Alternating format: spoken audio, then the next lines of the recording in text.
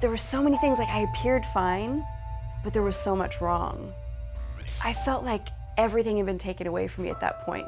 The sense of shock and loss was, it was like it created this complete decimation. So I basically felt a lot of guilt, a lot of emotions. They're just indescribable. I recognized things were different when I saw him become quiet. I had to learn how to listen and surrender, and the only way for me as an athlete was if you take my body, then I'll listen. If you injure me, I will listen. Injuries or collapsing or exhaustion were the only way for me to check in. You have wounds in your emotional system, and they affect your physical body after a while, but to such a strong extent that you can barely breathe. It's honestly like a tidal wave of depression, you know, it's very overwhelming. I started crying, and a deep, just sort of dark, chilling feeling went over my body. I actually got goosebumps, I remember, and you know, and she just looked at me and I'm sorry, babe. And it's just like, that's the way shit is, you know. I wasn't eating, you know, I was losing weight. I had extreme anger because I felt the world was just against me, and I felt that I had no support, and so that brought on the anxiety. It was traumatic. It was similar to what I imagine if somebody's in the electric chair waiting to be executed or waiting to be with the guillotine or being hung. You're just waiting any second that your life is going to be extinguished. It was very difficult because I wanted to reach out to her and help her. I wanted someone to help her. I didn't exactly know what was wrong with her, but I knew she was hurting.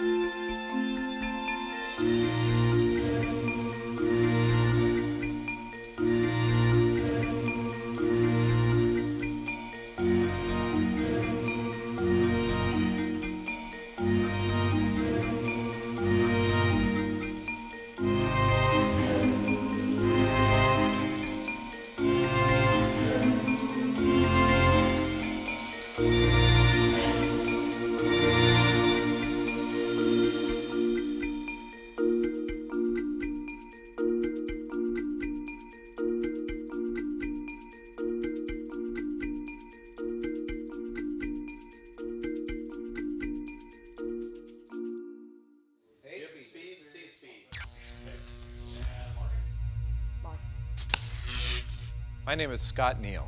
I've served in the U.S. military for over 24 years. Many of those years have been within the Special Operations community. I've been in over 78 countries, mostly in the Middle East and within South America. I have 4 tours in Afghanistan, Iraq, and Africa. Today we are here to talk about post-traumatic growth.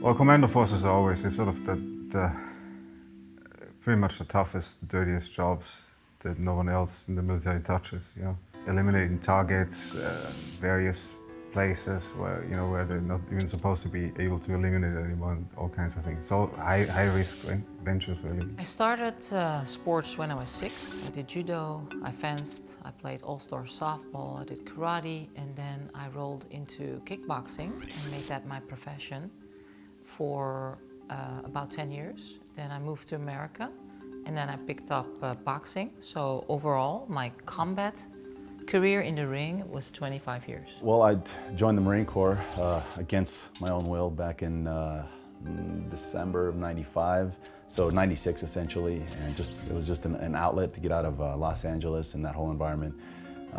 But I realized I had nothing left for me in LA, nothing was holding me back, so I just embraced it, went there to boot camp and moved forward. And I spent the better part of 6 years in the Marine Corps, essentially Special Forces work with Marine reconnaissance units. I was a member of the Austrian commando unit called the Jagdkommando, and then the French Foreign Legion, the 2nd Foreign Parachute Regiment, and also a commando unit in that unit. Also served in private military companies. I used goals to transform myself and to bring out the best in myself. So, from a national title to a European title to a world title, another world title, another world title. So once I had 4 world titles, Muay Thai, kickboxing, WKA and ISKA, they're all different associations. I hit a plateau, and then I moved to America, and then I set another goal. I wanted to be world champion boxing, and I wanted to be the best female fighter in the world. So that I set out to do. Deployed, it was a great environment. I was just a warrior at heart since a kid. Target!